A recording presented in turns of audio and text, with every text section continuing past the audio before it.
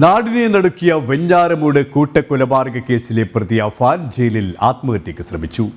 Poojappura central ജയിലിൽ UT ബ്ലോക്കിലെ ശുചിമുറിയിലാണ് കഴുത്തിൽ കുരുക്കിട്ട് അഫാൻ ആത്മഹത്യക്ക് ശ്രമിച്ചത്. തലച്ചോറിലേക്കുള്ള ഓക്സിജൻ പ്രവാഹം കുറഞ്ഞതോടെ അഫാനെ മെഡിക്കൽ കോളേജ് ആശുപത്രിയിൽ ICUവിലേക്ക് മാറ്റി.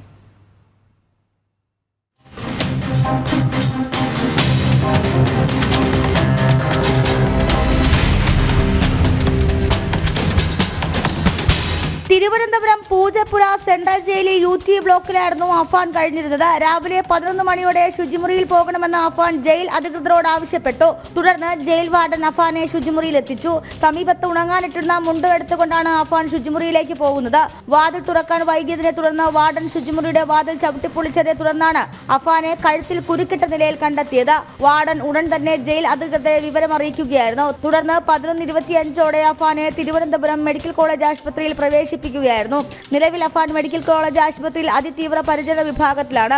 അഫാന്റെ തലച്ചോറിലേക്കുള്ള ഓക്സിജന്റെ പ്രവാഹം കുറഞ്ഞിട്ടുണ്ട്. 24 മണിക്കൂറും നിരീക്ഷണത്തിൽ വേണമെന്ന് ആശുപത്രിയിൽ നിന്ന് ലഭിക്കുന്ന വിവരം. പിതൃമാതാവ് സൽമാ ബീവിയെ കൊലപ്പെടുത്തിയ കേസിൽ അഫാനെതിരെ അന്വേഷണ സംഘം കഴിഞ്ഞ ദിവസം കുറ്റപത്രം സമർപ്പിച്ചിരുന്നു. കുറ്റപത്രം വായിക്കുന്ന സമയത്ത് ആത്മഹത്യ ചെയ്യുമെന്ന് അന്വേഷണ ഉദ്യോഗസ്ഥരോട് അഫാൻ പറഞ്ഞിരുന്നു. ജനം, തിരുവനന്തപുരം.